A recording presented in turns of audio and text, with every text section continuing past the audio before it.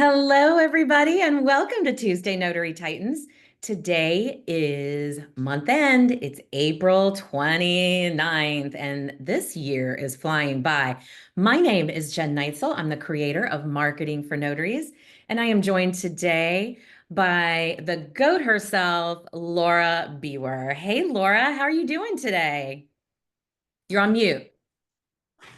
Of course I am. I'm trying to Of show course you you are. this is how it works. Stay on mute. Uh, yeah, it's super fine out here. It's a beautiful day in Central California, not too hot yet. And yeah, it's only 74 degrees. It's beautiful Ooh, over I here. like it. And staying busy. Staying busy? Oh my Yeah. God, you and me both. All right. We have so much to cover today, you guys, but I want to start with welcoming you and a special welcome to any of our brand new callers that might be joining us for the very first time. This show is kind of like an old-fashioned radio call-in show. At the bottom of your Zoom screen, if you look down toward the bottom of your Zoom screen, you will see a raised hand function.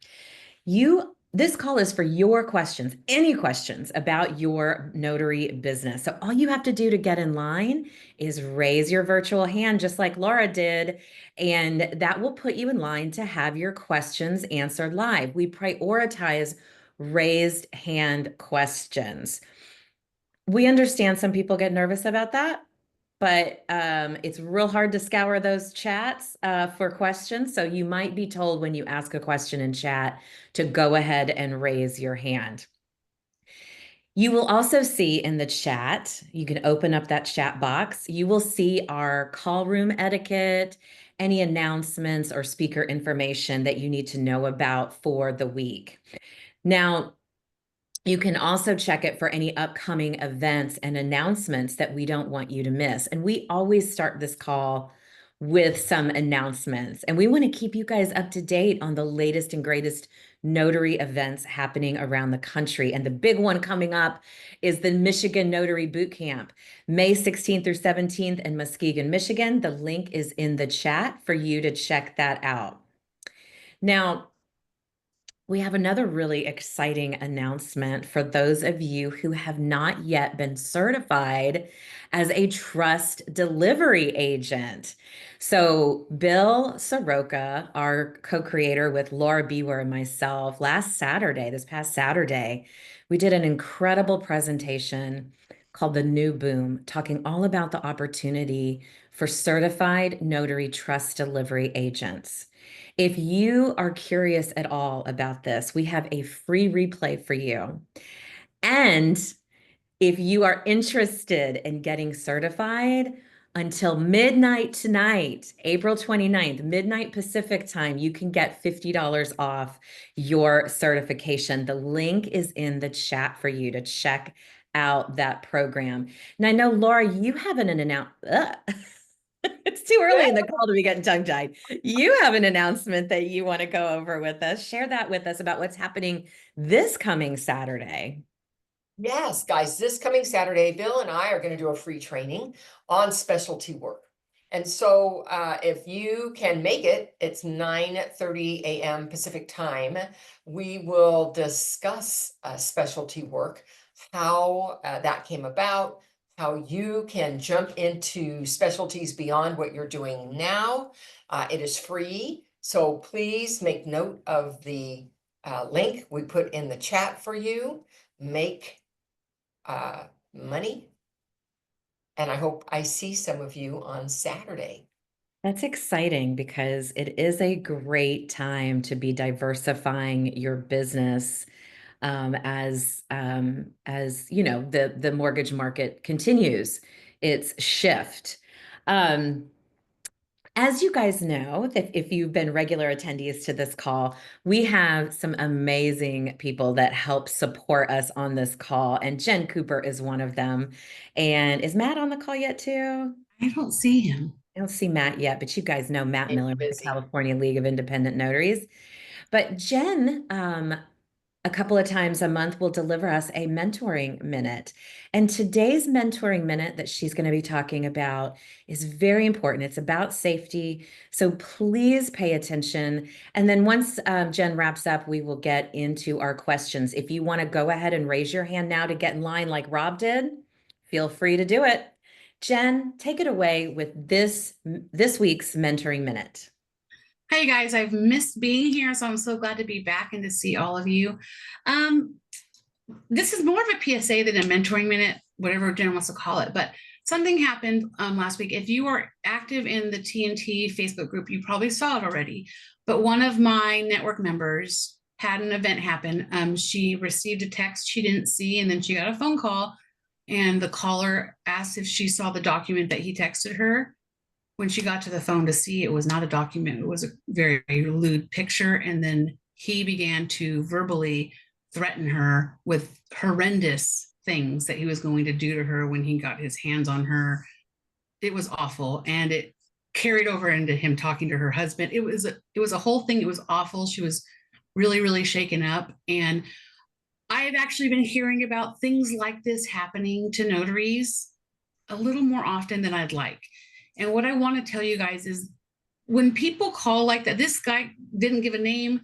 We had a phone number. We put that phone number on every notary Facebook group we could find that somebody might be able to find him, but mostly to warn them. She did go to the police, which I suggest if this ever happens, this is a form of sexual assault, even though it's verbal. Go to the police. They may not be able to do much, especially if they can't track down that phone number, which the police in this situation were not able to because it's a VoIP number. It doesn't have anybody that owns it specifically. So that was a little tricky, but get a police report in case anything happens. But what I told her, she's a beautiful woman. She doesn't put anything up. She started to judge herself and ask, what am I putting up on social media that suggests I would accept this call? Nothing. She's incredibly professional. She puts up professional content. She's never put anything out. But even if she did, I'm going to say something that we have been telling women for a lifetime. Nothing you do earns that behavior. So I just want to ensure that you guys are putting out professional information and understand that we are out in the world. We're out in social media. People are going to see us. Do your best to remain as professional as possible. But if this happens to you, report it to the police. Report it to other notaries that might also be susceptible to this behavior. We can't prevent it. Besides blocking the phone number, which she eventually did because he called like 57 more times every time she hung up. So she blocked his number. There's not so much you can do outside of that, but I don't want anybody else to go through this. Just protect yourself. Be aware of what's going on around you. But if this happens, please, please, please make sure that you file a police report wherever you are located, because they may have the opportunity to find this person. In this case, they were not, but we all know about him now. So hopefully that will help slow him down. I hate to be bringing this kind of information to this call, but it's important that we all know about it. So thank you, Jen, for letting me share. Yeah, no, when you shared it with me, I knew that this is the exact type of thing, that Laura and I want to be able to share with our wider community because it is so important that we stay safe. So, thank you for bringing that to everybody's attention. I'm so, it's terrible that we have to talk about these things, but that is, we want to make sure people stay safe, right, Laura? Yeah, absolutely. All right, guys, let's shift gears and get into our questions for TNT. And my buddy Rob's already got his hand up. He's got a pressing question. Rob's in Texas. What can we answer for you today, Rob? All right, sorry. And actually, Jen, it's a very specific question for you. Okay. I yesterday got a call from an out-of-state title company, and I need to go to a closing today. Okay. They were supposed to get me the docs last night. They didn't. And they were supposed to get them to me by 9:30. They didn't. I just got them, and I'm trying to go through them now. And of course, they want it all overnighted. And UPS store is telling me Oh, is he frozen? Frozen, yeah. Rob, you froze right at the good part. UPS store is telling me. He's been having internet issues, so that's Oh, there there you we go. go. Rob, you back? Okay, Okay. sorry, I'm You having said- troubles with the internet today Yeah, too. you said UPS told me. Yes, okay, sorry. That's okay. So Dan actually told me one time that the UPS facility at the airport will take later Yes, drop-offs. that's Do true. you happen to know that time? I believe it is 10 o'clock. Okay. But Rob, if you will text me a reminder, you may or Okay. may not be aware, my husband worked for UPS for 23 years and Oh, he okay. actually knows those guys. Okay. So he will actually know the definitive answer because I don't know that they post it, Right. Yeah, they don't because I've been on the phone with them. but I have done it myself before. So Okay. I've taken it over there. It's really easy. But if you will text me a reminder, Rob, I will get you the definitive answer of when they close here by us. Okay? Awesome. Thank you so much, Jen. I really appreciate You it. got it. Those Bye bye. 23 years at UPS come in handy every now and It Jen, should. Thanks. then. Jen, before we go to another question, let's just have a bigger lesson for everybody that can learn from Rob's situation, which is, do you know the drop-off times for your UPS and FedEx stores where you go? Do you know if they have an extended time? And does that still get it there overnight? It's one thing if they say, yeah, we'll take your package until we close, but does that mean it will go out the door? If you don't know that exact information that you can pull up on your phone on the notes or somewhere else so that you're not stuck panicking, can I get it out the door? This is proactive work. This is how you're better at what you do. So when you get a call that says, hey, we can't meet till 4 o'clock, is there any way we could still get it out the door? My question is it California? Because I can go till 7 o'clock. That's my latest drop time is 7 o'clock for a California package, 5 o'clock for out of state. So I know exactly where I can go to do that. And that may make the difference between you getting the assignment. Yeah. Instead of having to say, well, I'll have to go check. Have that at your fingertips. Well, and I think Ev just pointed this out in the chat. And so I wanted to say too that the pickup times aren't always exact because I've been in situations, Laura, where I've been told, 5 o'clock is the cutoff for dropping off the package. I get there at 1:45. So I'm thinking, made it, have 15 minutes to spare. But the guy's already come and pick everything up because he was running ahead of schedule and I'm SOL at that point. These things happen, right? But the store would know that if he accidentally was coming before the scheduled. I'm just saying, know your schedule times. Yeah. I have a FedEx hub, meaning where they take the packages. I don't mess with the shipping stores. When I'm tight for time, it's go to the hub. And That's the what hub Rob was doesn't talking change. about. Yeah, was that UPS And if hub. you go to the hub, you know it's going to be good. Yeah, absolutely. Great point to make. Thanks, Laura, for calling that out because that is really important and should be something that we, like you said, we are proactively learning how to do. Cindy Collins in Florida, what is your question for us today? Hi, good afternoon, everyone. Hi. So I had a situation where, first of all, the jobs are coming nicely. They really are. But I really remember one statement that was made, maybe by Laura, that we've got to be choosy. We need to be careful with just assignments that we accept because we want our own niche. So here's an example. I received a request. The money was wonderful to actually complete a closing. They asked me to bring my own witnesses. I hadn't heard that before. It threw me. And it was actually for a will and last testament. The lawyer wanted to talk, be on the phone with the person, but I thought before I would accept something like this, I wanted to talk to my people. Yeah, Laura? Perspectives. Well, yeah, first of all, let's just start with the opening statement. Be like the peanut butter, choosy, be choosy. Choose the good jobs. The second thing is, yes, sometimes I am asked to provide the witnesses. Usually if it's if I'm at the attorney's office, there'll be one, but if I'm going to their home, sometimes they do ask me and then I have to pay them. So I need to make sure I quote the extra money so it's included in my quote, or I tell them they'll have to pay them separate. one or the other. So I know what's happening there. So that is something that, yeah, absolutely can happen. And then the third part is you're going to have the attorney like on Zoom. Is that They requested to be on the phone. on the phone? So they're On on the phone. speaker? Correct, correct. Okay, so are they wanting to be on speaker just to listen in case there's a question, or are they going to lead the call? They were going to lead the call. So That's really, fine. really, you know, this total excellent pay for this. And quite honestly, I know someone who formerly was a notary and someone who's interested. So those were the two I was thinking of if I felt more comfortable as potential witnesses. I just hadn't read or thought of this scenario yet. Well, it's a common scenario. Sometimes an attorney Okay. may want you to come to the office. Sometimes the attorney will want to be on a Zoom call or a speaker call at the home, and they're just there in case. Some Yeah. want to lead the call. Mhm. And then sometimes you're just on your own completely. Right? Yeah. So I mean, all of those can be different scenarios. That's why I think it's so important that you have advanced education in those kinds of assignments so that if you find yourself not leading, they're not leading the call for you and you've got to do it, you know what to say, you know where to stop, you know what to do. Excellent.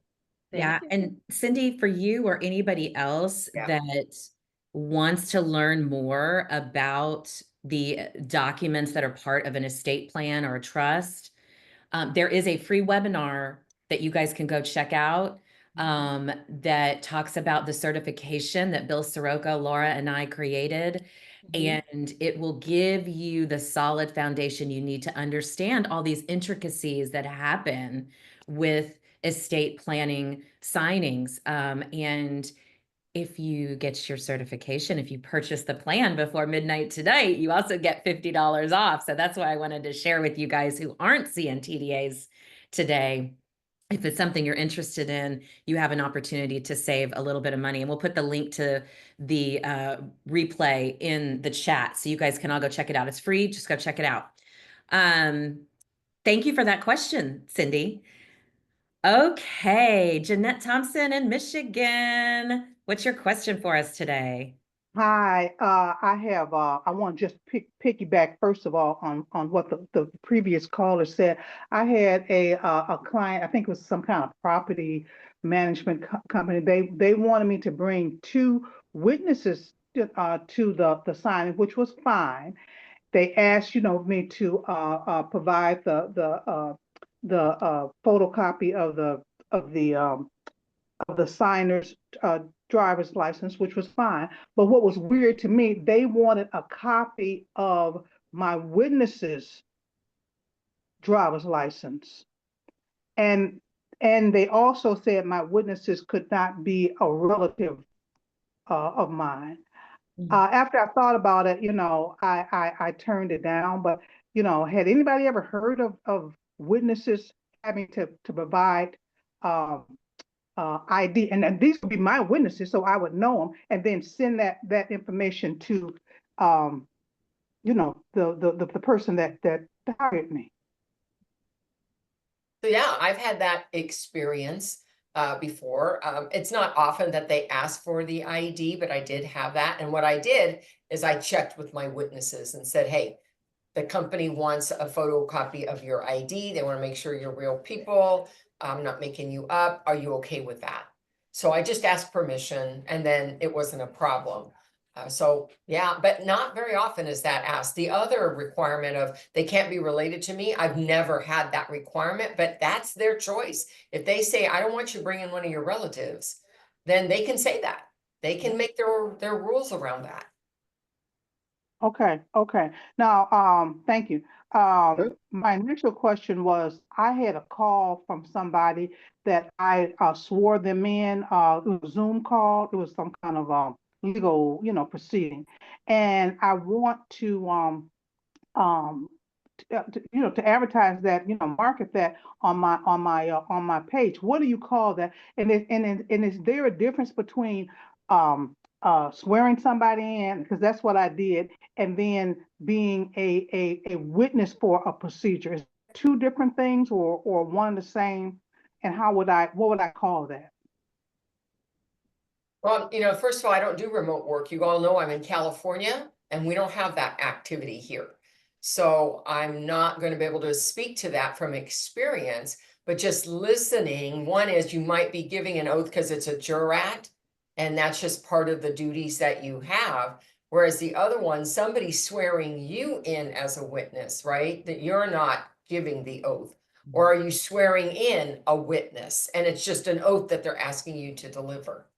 Well, it was it was an oath. It was an oath that I administered to one of the clients.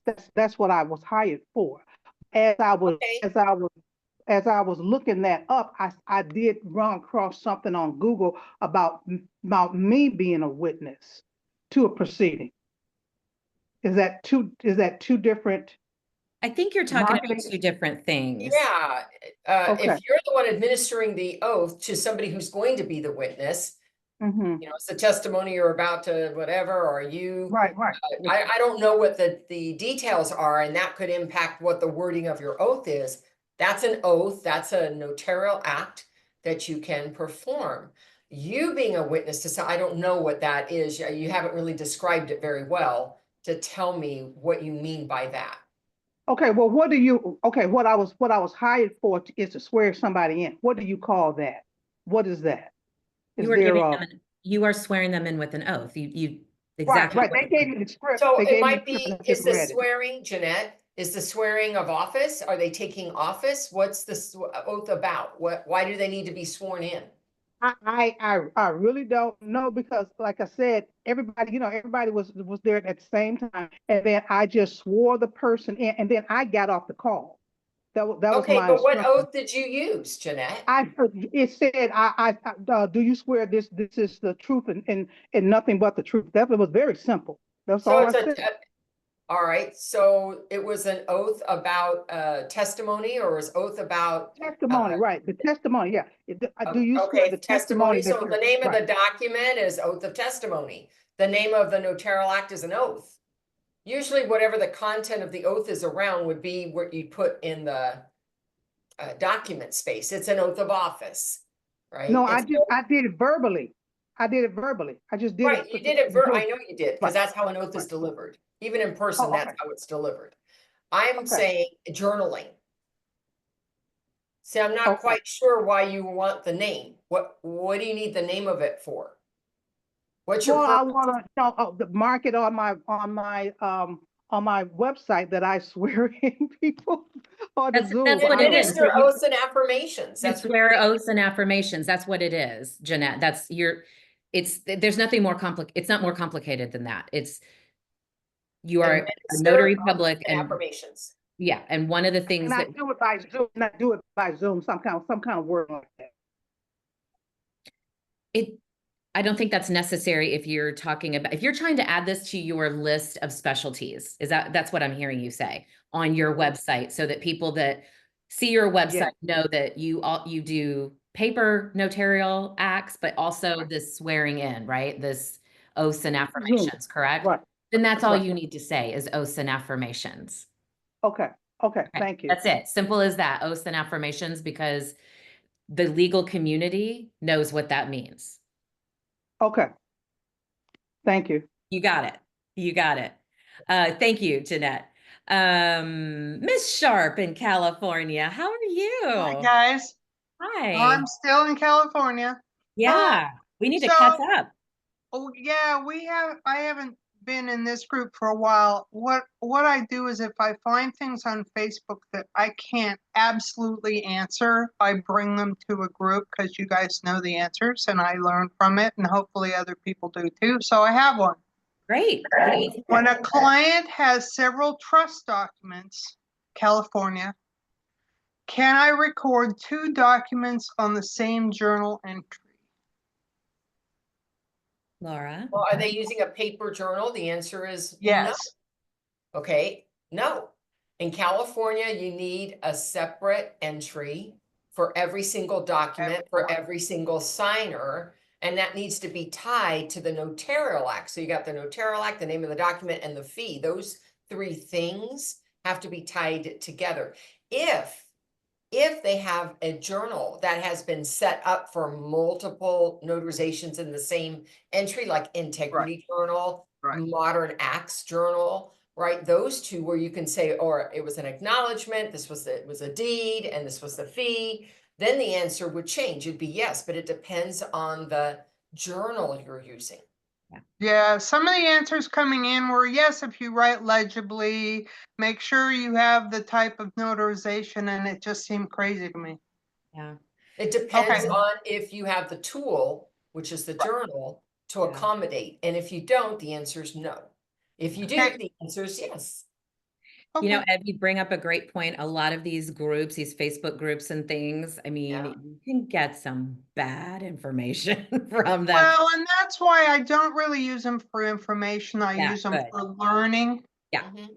yeah, and recommend doing that, not looking at the answers. absolutely. I mean, and that's why this call is so important, right? And other calls that you guys are, attending with experts that, are sharing with you what you need to know. So, thanks for bringing that up. That was a great question. Brian in California, what can we help you with today? Hey there.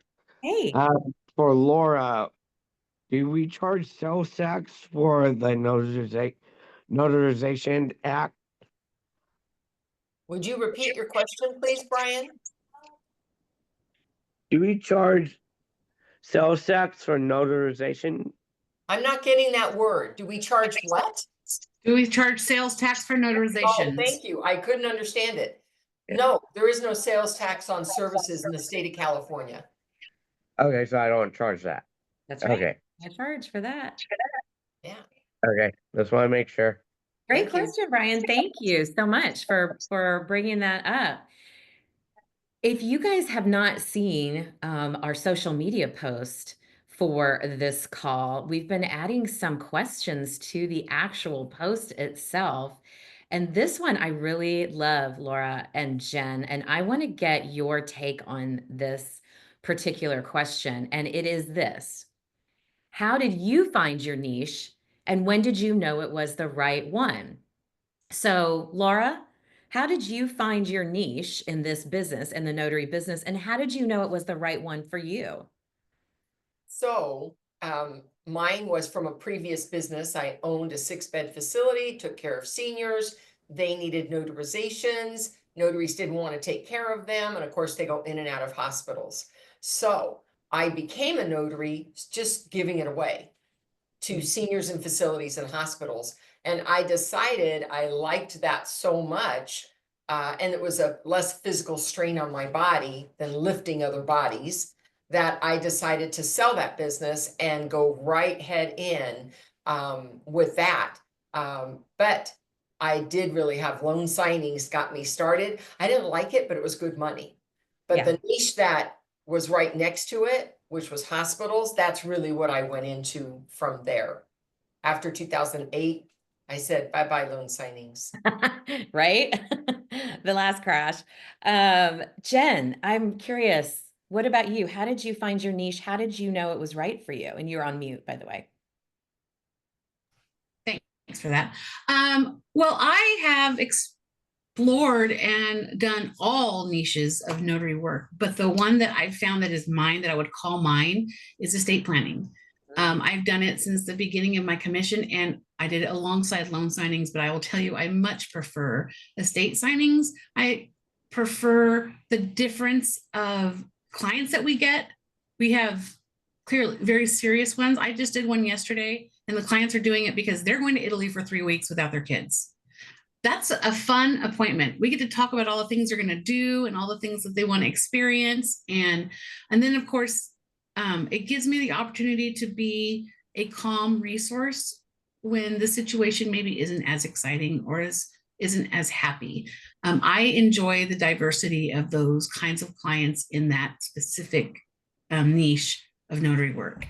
Yeah, I love that. So for me, I started in the loan signing space in 2017 because I worked in the mortgage industry for over a decade. And so it felt like a really natural transition for me. But if I'm being completely honest, when we shifted and started looking, but when I say we, Bill, Laura, and myself started looking at trust, and I started dabbling in trust. I agree with you, Jen. That really became something that I enjoyed so much more. It wasn't as labor intensive. And that's what I love about it, is that I'm not running to FedEx or having to figure out which UPS store is open to overnight something. I don't have to scan things back for funding before 5 o'clock. But the appointments are scheduled out weeks, No sometimes printing, days. Jen. No printing. Yeah. No printing, yes. I mean, it's like all the things that were just like really bogging down the loan signing process. It was like my eyes just went boop and opened up like, okay, you need to lean into this trust and estate planning business a little more, which I absolutely did. And so that's kind of where my heart is too. So Tell you something, I never thought about this, but notaries come into this industry and they hear people screaming from the mountaintops, loan signings, loan signings, loan signings. And to really do loan signings right, the overhead, the initial investment is pretty outrageous. And for a brand new business owner who's just stepping out on their own, that's really intimidating. And the thing I do love about estate planning is even the training to become an estate planning notary is cheaper than what it's going to cost you to set up the entire loan signing side of your business.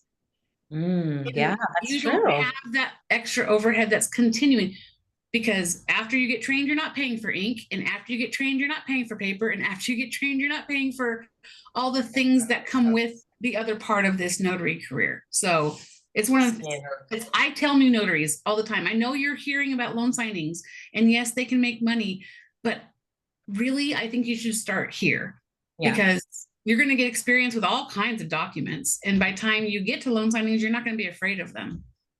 Exactly. That's an excellent, excellent point.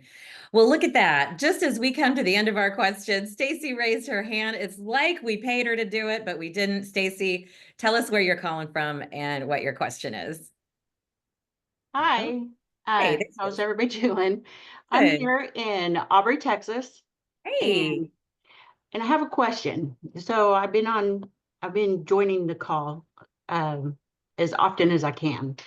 But today I have a loan signing, and it's a hybrid refinance.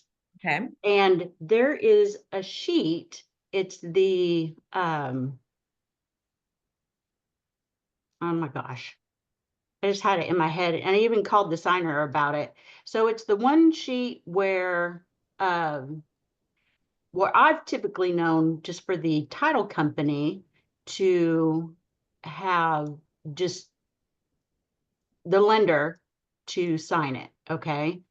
But on there says executed by, and it's the signer. So there's no place for him to sign. There's no dates or anything. So does he sign it? Can you tell me the name of the document? Are you looking that up? I'm looking it up right as we speak. It's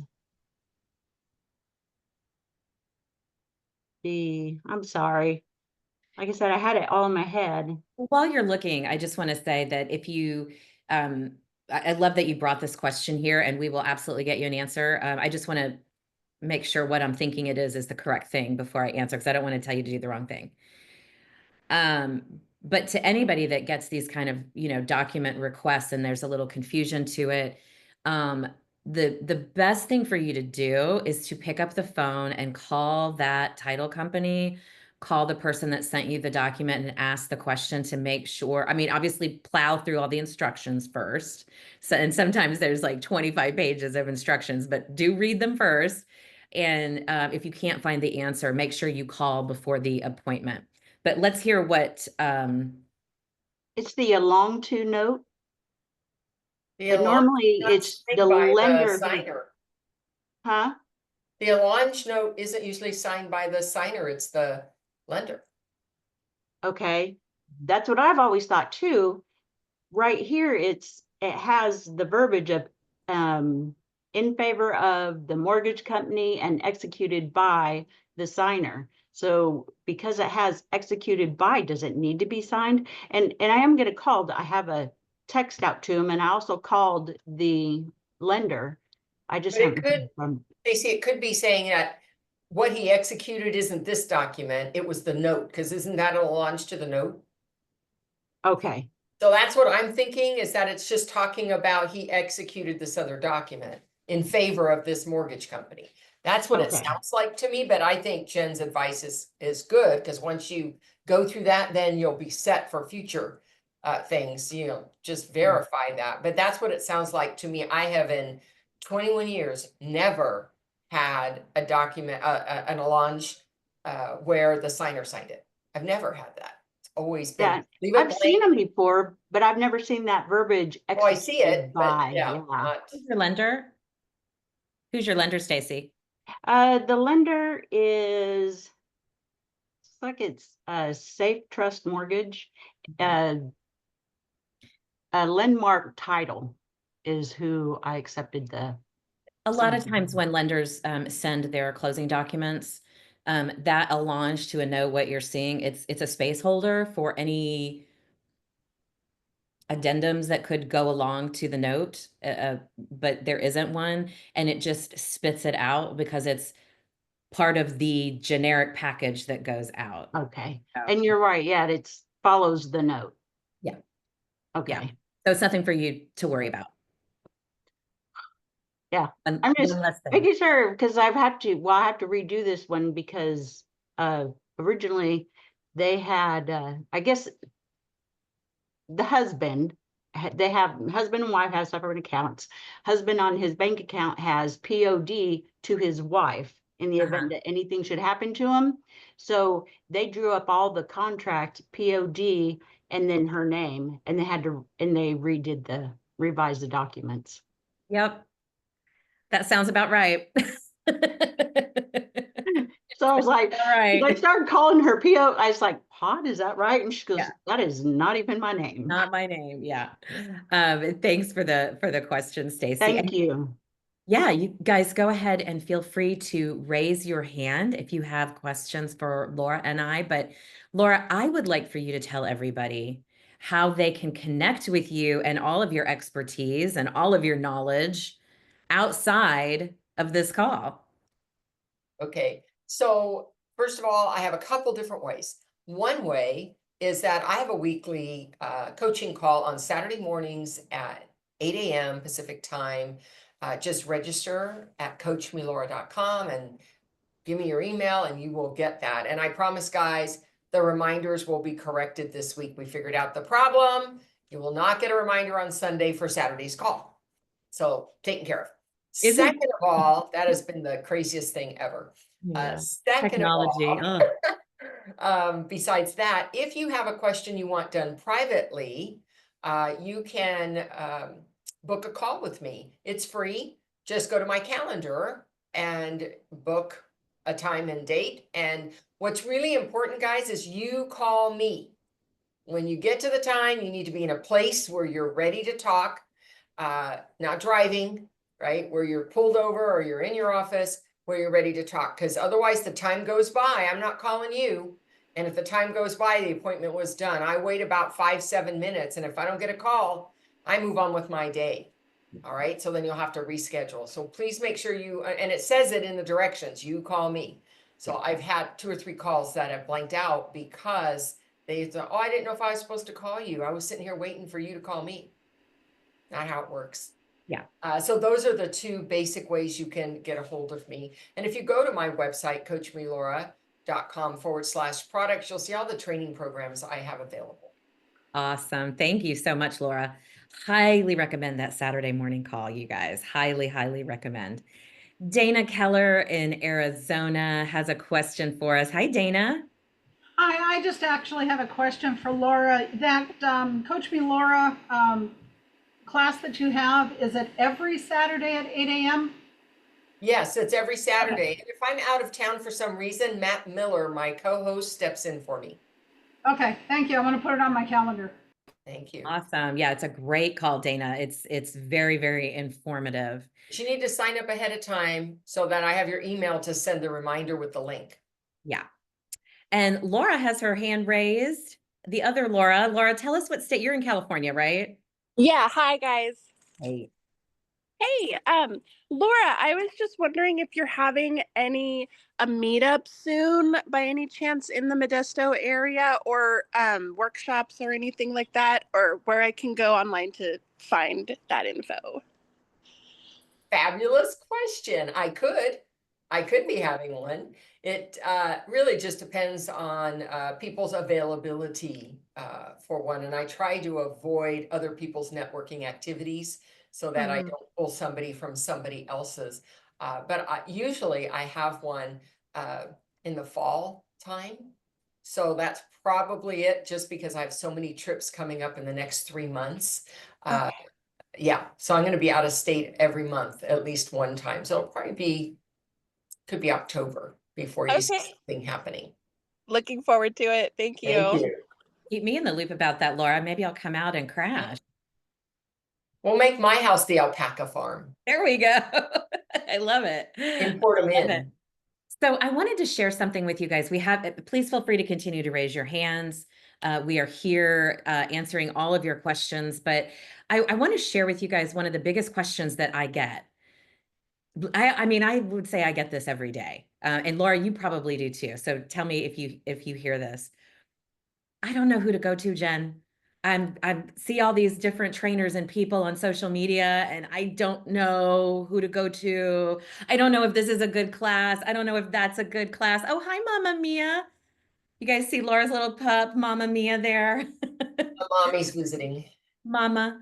So do people ask you that frequently too? Like, how Yeah. do you know who to trust? I want to share something with you guys. I've been a little quiet about this because, and I'm actually going to share my screen just for a quick second. Because I've been working on getting my book out to the publisher, and that's been a heavier load than I thought. But if you guys go to marketingfornotaries.com and you visit verified courses, I have answered the question who you can trust, because it is all right here. There's all kinds of classes here and different things that you guys can check out. And every single one of these has been vetted by me. So you can trust these. And if you just go down to the next little box here, you'll also see all of the Marketing for Notaries classes that you can purchase at your leisure. So I just wanted to let you guys know that's out there, because I have been referring people to it, and it's important to know where you can go and get a solid education for the things you need and make a worthwhile investment with your hard-earned dollars. Because I know, we're keeping track of every dollar these days, right, Laura? Yeah, absolutely. Okay, guys. And Jen put the website in the chat for you guys if you want to check it out. So let me pull up some questions here. My computer is not wanting to cooperate with me. So we've got some questions, Laura, from our TNT question form. Great. I hope that we have not asked these before. Please tell me if I have. Can you share any strategies or advice on how to approach and build relationships with construction companies to secure business opportunities? That sounds like a Jen question, not a It does Laura kind of sound like question. a Jen question, doesn't it? I'll let you go first.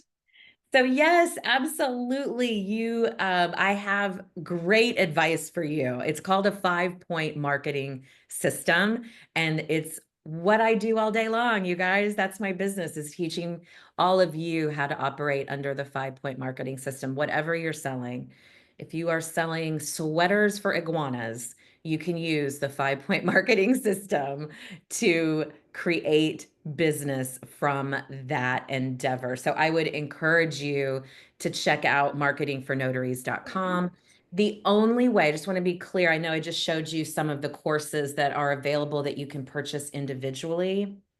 The only way you can access the 5-point marketing system is through membership in our Marketing for Notaries community. And that is by design, because you need support. and you need encouragement as you work through this process for marketing whatever business you want to using it. And there's a whole book coming out about it very soon, and I can't wait to share it with you guys. But anybody that is looking for building relationships with any kind of company, I encourage you to go check it out. Do you have anything else that you want to offer, Laura, about that? I just think that regardless of whether you buy or it happens to be offered free, make sure that center of the plate for you is some kind of trusted notary community. And I think whether it is this one, TNT, whether it's mine, whether it's Notary Stars on Monday night, whatever it is, or Bill's office hours on Wednesday, whatever it is, connect and stay connected with that community because you just never know when something comes up that they can be helpful to you, and you never know when you can be helpful to them. Yeah. So, separate from classes specifically, I think community and being a part of that is the best way to make sure that other resources are at your fingertips. Yeah. Great advice as usual, Laura. Okay, so do we have any hands up? I don't see any hands up. So I have another one here. And it kind of goes along with what Jeanette was talking about earlier with this confusion over an oath and a jurat. It says, how is an oath different than a jurat? Usually I administer an oath when a jurat is being executed. Is there more to it? You don't want to answer that one, Jen? Go for it. I'll feel take like I've been doing overselling of marketing for That's a notaries Laura today. answer if I've ever heard one. Yeah, so Yeah. really, it's the other way around. So the jurat is more and the oath is less. So let's start with an oath. An oath is a verbal promise of truthfulness. And it could be as simple as, I promise to be a good notary, an oath of office. It could be, I promise I'm going to be a good attorney. It could be a pledge of loyalty. It could be anything that all that's being asked is a spoken promise of truthfulness. They are not asking you to identify them. They're not in the notarial wording. They're not asking you for identification. They're not asking you to watch them sign or verify that they signed anything, because that's not the point. The point is they said something verbally and they are going to swear whatever it is truthful. End of story. It's called an oath or an affirmation. They get to choose. The nature of the oath might help you pick out in your journaling what kind of document. It was an oath of office. It was a pledge of loyalty. Now let's move, and it's $15 if you're in California. And there is no format specific for an oath or affirmation. It could just be as simple as sworn before me on a piece of paper. Right? It could be that simple, or it could be something duly sworn and said and deposed, blah, blah, blah, blah, blah, blah, blah, whatever it is. That's an oath. Now let's move on to a jurat. A jurat is more complex. It has formatted language, and in certain states like Florida and California, there is mandated format to that. Not only will you administer an oath, but that notarial wording says you had to watch them sign to verify signature, and that you had to identify that that's the right signer that's named in the document. So when you have all three components, now you got a jurat. So does that help? Yeah, thank you. That was an excellent answer. Thank you, Laura. As always. And Stacy, did that prompt something for you? All right, so I've been reading, like keeping up on the reading, and in Bill Soroka's book, Sign and Thrive, his practice, and I just want to make sure that we're okay to do that. I mean, I know that everybody does it differently. His practice is to do not only the affirmation and the jurat at the beginning of a signing. Does that cover each jurat then that you're doing throughout the signing, or should you stop and actually do the jurat per notarization? I think you're going to get different answers from different practitioners. Okay. I'm going to tell you mine, and then I'm going to support why I think mine is right. Okay.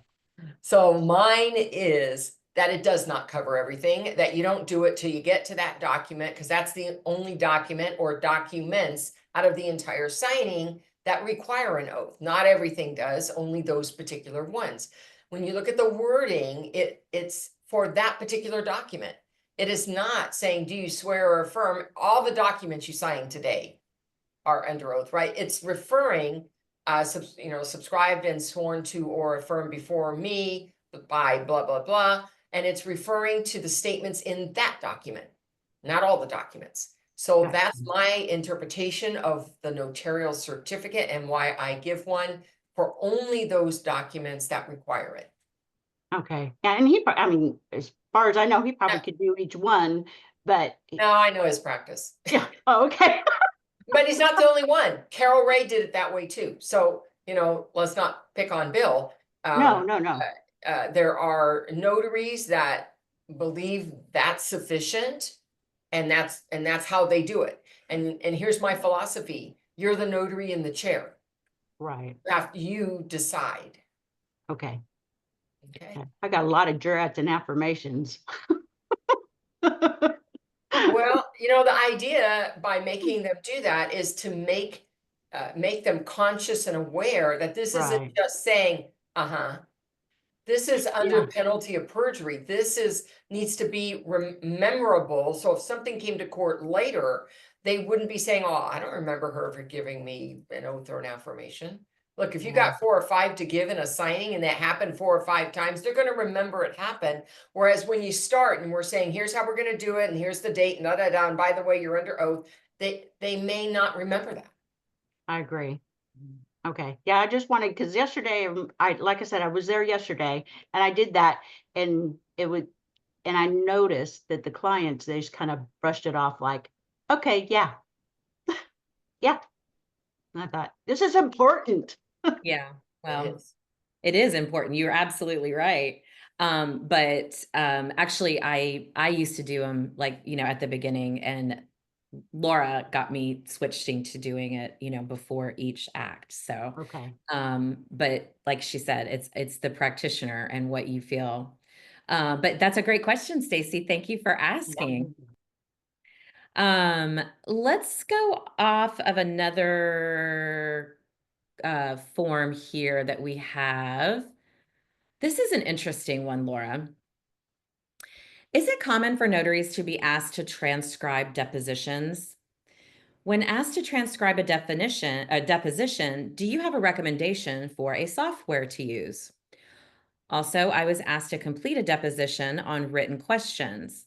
Can you suggest how to charge for this type of service? Are they California? It doesn't say. It was asked by a customer if I could scan the document I notarized for him in person and then email it to him. Is that legal to do? I told him no. So there's 2 questions there. Is it So common? let's talk about the transcription, Depositions, taking a deposition. It's called taking. First of all, not all notaries in all states have that ability. So you need to know your own state laws. In California, we are. And there are regulated prices. So if you're going to charge for the service, know that it's 30 and then 7 and 7, right? And so that's California specific. You need to know what your state laws say about your authorization. Second of all, even though we are authorized to do it, my answer would be, I am not the right person to be taking somebody's verbal deposition because I don't have that certified shorthand skill, which means I'll be doing it longhand or typing, whatever I'm faster at. Now, if you think you have the ability to type at the speed people talk, and you're not allowed to use shortcuts, you got to spell out every word, well, then maybe you are the person. But then for $30, no matter how long it takes, I don't think so. Yeah. So I don't recommend doing it. Actually, I think the right person is a court reporter who knows what they're doing, because these are used in court. This isn't just some business document. Yes, sometimes there's something in writing where they answer questions, and that is that is not really the same thing as somebody dictating their story under oath and having you type it as they go. I don't recommend it for notaries to do it. Any notary in any state, even if you can, unless you have the right skill set. Well, and the second part of this question is completely different. It says, I was asked by a customer if I could scan the document I notarized for him in person and then email it to him. Is that legal to do? Sure. Yeah, but I don't understand the purpose of that. Well, it just sounded like the guy wanted a electronic copy of And his. maybe he didn't have the ability to He scan it didn't have scan. himself. Yeah. Yeah, I can scan a document I've notarized or it doesn't even have to be one I notarized. If somebody said, could you take this hard copy and scan it and email it to me? I don't have the scanner. I don't have the ability. Could you do that for me? You better believe it. I have a fee for that. Yeah, absolutely. It's a service that you can offer.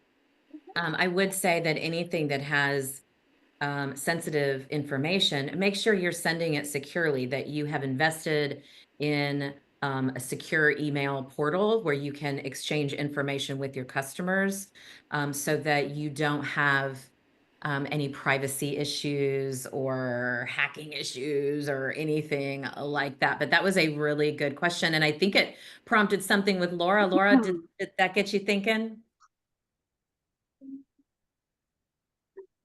Laura, do you have a question? Oh, I'm sorry. Yeah. Hi. I didn't know if you were talking to me or the other Laura. Sorry. Can you hear me okay? Yeah. Okay. Um, I have a question. Yeah. So I was wondering if there is any available training somewhere in you guys's things that you put out, because I did a hospital notarization a few weeks back, and it was my first one, and it was tough. And nonetheless, I remained very professional and everything like that. But it was a shark frenzy around this poor man who was fighting for his life, basically. I mean, it even gives me tears to even talk about it. And I was able to like maintain, and but long story short, I couldn't perform the notarization because he was not at capacity. So um, I let the nurse know, and she actually had a social worker come in and confirm it and said that the doctor needed to come in and verify that. Well, it turned out in the end also that he needed a psychiatric evaluation. So I just gracefully let them know that I couldn't perform it, and I left and everything. And I just wanted to know, if there was some kind of like training or workshop that maybe would help us get a little bit more prepared for things like that. And my heart goes out to these types of appointments. I mean, I really feel a sense of purpose to be able to stand in there for the signer who cannot speak up for himself and everything like that. And so I'd like to continue, but I'd like some more expert tips, maybe from people who have done this more often, and how to maybe not take it home when the family is not exactly potentially acting in the best interest of the signer, unfortunately. Laura has a great class I'm gonna let her tell you about, but I do want to just say very quickly, Laura, that it's practice. Learning to let it go when you get home, which unfortunately means like being in other strange situations like that. And that's just unfortunately, it's part of hospital work. It's part of working in the elderly community.